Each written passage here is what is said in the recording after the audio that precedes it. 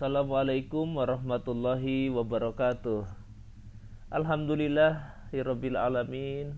Pada kesempatan pagi yang hari ini saya bisa bergabung dengan kalian semua untuk melaksanakan kegiatan pembelajaran pendidikan agama Islam yang mudah-mudahan ini bermanfaat bagi kita semua, khususnya dalam menambah wawasan, pengetahuan, serta mudah-mudahan nanti melahirkan akhlak yang baik atau akhlakul karimah bagi kita semua dan menambah keimanan dan ketakwaan kita kepada Allah Subhanahu wa taala.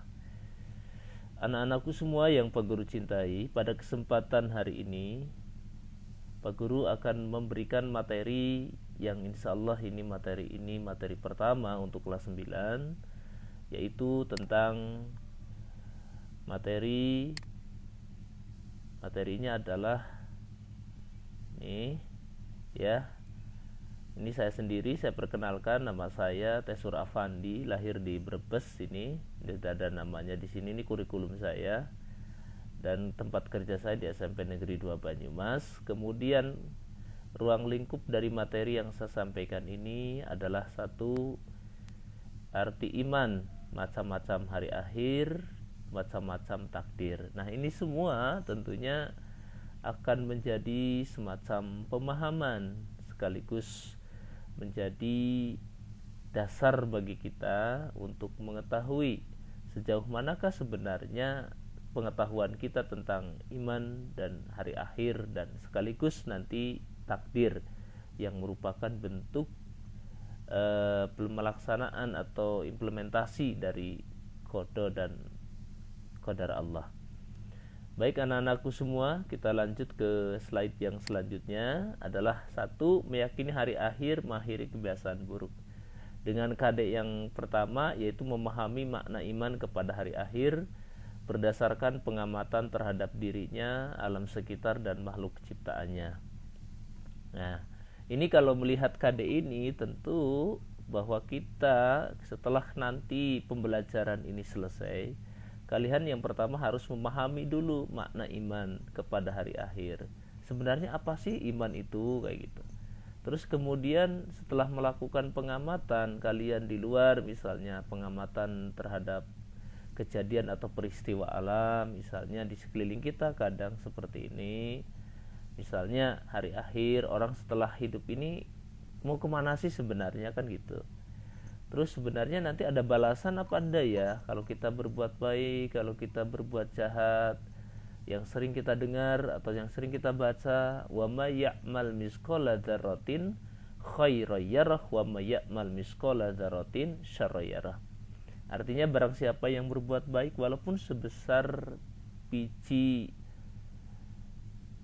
bayam atau sebesar biji zarrah, sedarah saja, sekecil apapun, maka dia akan mendapati ya ini. Atau barang siapa juga yang wa may ya'mal misqala dzarratin syarran, dan barang siapa juga yang melakukan perbuatan buruk, maka nanti dia akan mendapatkan balasannya. Maka kita berhati-hati dari perbuatan atau akhlak yang buruk ini.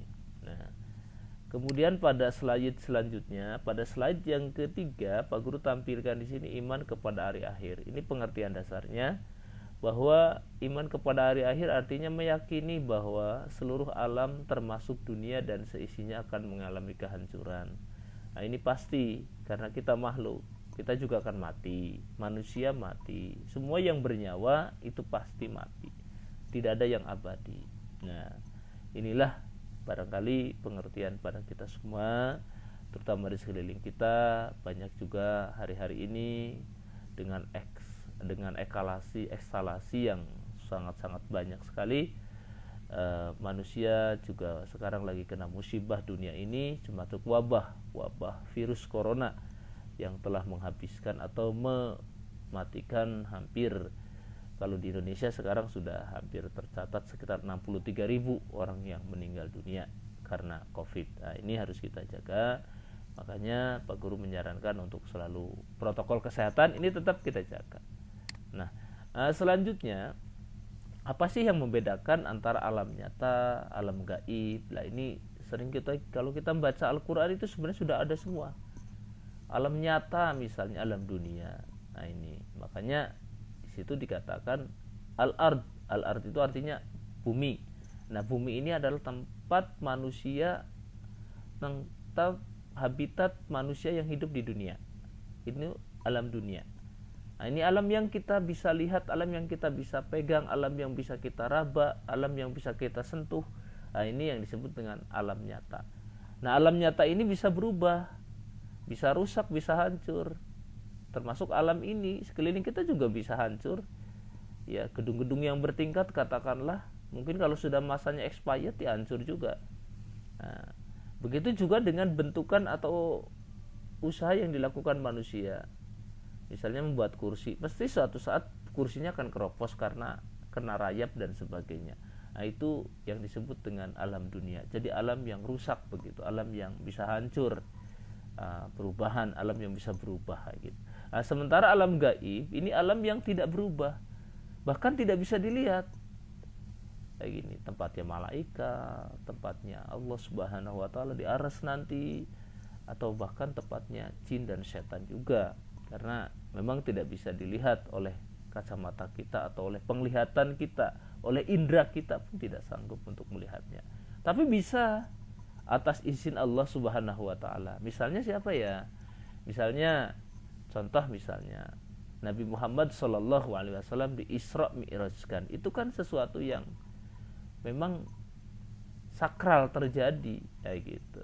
Jadi Rasulullah menghadap Allah Subhanahu wa taala dengan izin Allah, maka Rasul dengan di dalam Al-Qur'annya dikatakan subhanallazi asra bi 'abdihi lailan minal masjidil harami ilal masjidil aqsa. Ini atas izin Allah. Begitu juga dengan Nabi Sulaiman misalnya, yang bisa menguasai kerajaan jin. Nah itu juga atas izin Allah. Nah setelah kalau kita manusia di dalam hidup ini, maka nanti akan kita melakukan proses. Proses kita itu apa sebenarnya? Yang pertama, setelah kita hidup, kita ketemu dengan yaumul barzah. Hari ketika kita sudah meninggal dunia, ini yaumul barzah. Arwah kita atau ruh kita kembali kepada Allah Subhanahu wa taala. Ini yaumul barzah. Nah, ini setelah kematian kita meninggal, maka kita nanti di satu alam itu namanya yaumul barzah. Nah, ini. Kemudian yaumul hasr. Yaumul hasr ini artinya hari dikumpulkannya manusia. Semua manusia akan dikumpulkan menjadi satu di tempat yang sangat luas, padang mahsyar namanya. Itu nanti kita bertemu di situ, berkumpul di situ semua sesuai dengan amaliyah kita semua selama hidup. Nah, ini. Kemudian yaumul ba's. Yaumul ba's ini prosesnya adalah setelah manusia dari yaumul barzah.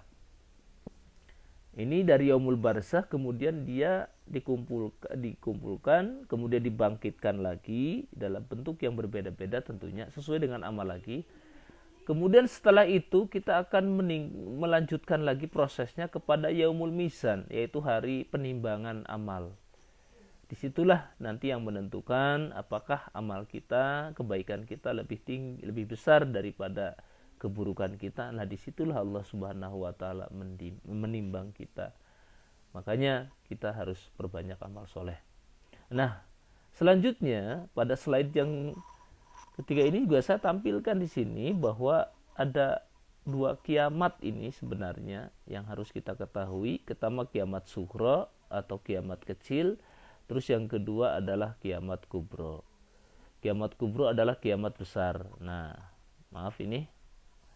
Nah, kiamat kubro ini atau kiamat sughra, pada dasarnya kiamat sughra adalah kiamat yang terjadi dalam skala yang sangat kecil.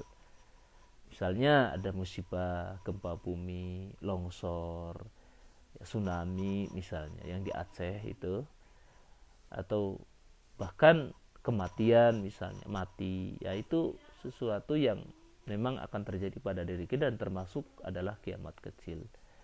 Nah kemudian kiamat kubro adalah kiamat yang besar, kiamat yang mungkin akan terjadi nanti pada akhir-akhir nanti, ketika manusia memang sudah tidak ada yang beriman kepada Allah. Ini kiamat kubro. Ini sangat besar sekali. Ya, hancurnya alam semesta, kemudian juga banyak lagi yang lain peristiwa-peristiwanya.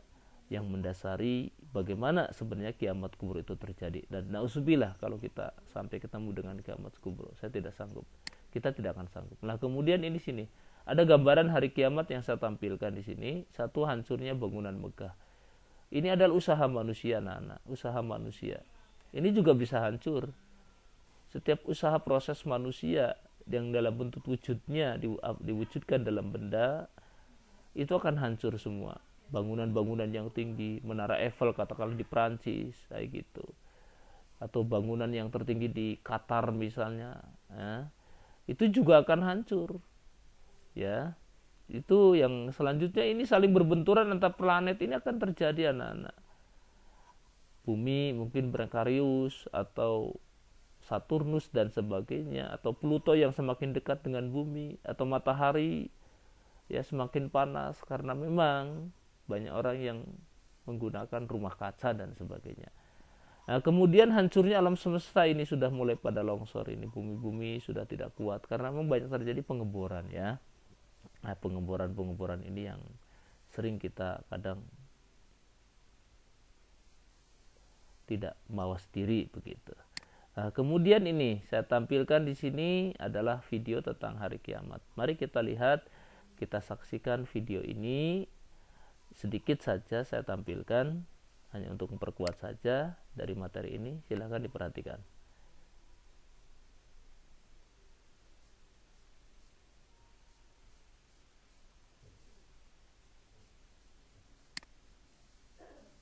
Nah, ini adalah proses kiamat yang sangat besar, anak-anak ya. Nah, ini seperti bangunan yang meninggi seperti itu. Nah ya, nah ini juga ini terjadi hancuran leburan, kemudian melanda beberapa wilayah. Nah ini sudah mulai mengembang. Ini saya takut sekali ini kalau saya lihat. Nah ini,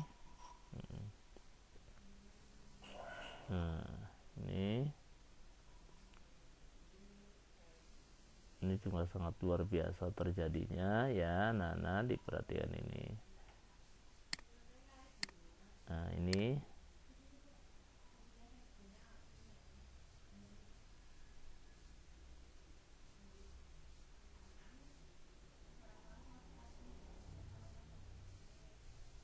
nah perhatikan ini anak-anak nih, ini ada gambar ini kawah-kawah ceritanya yang membesar menjadi api-api yang sangat luar biasa.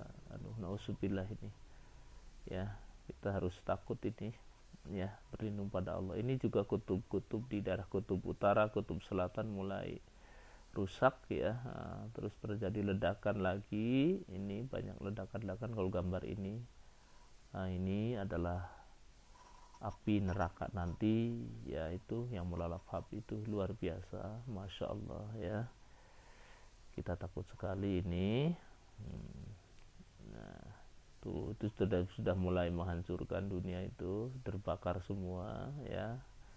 Kalau kita perhatikan, auzubillah ya Allah, Gusti ya, ini banyak sekali. Nah, itu anak-anak hasil daripada kita belajar hari ini. Sekali lagi ya, walaupun mungkin dalam bentuk kelas maya, mudah-mudahan bisa bermanfaat buat kita sekalian. Terima kasih. Mohon maaf atas segala kekurangan. Assalamualaikum warahmatullahi wabarakatuh.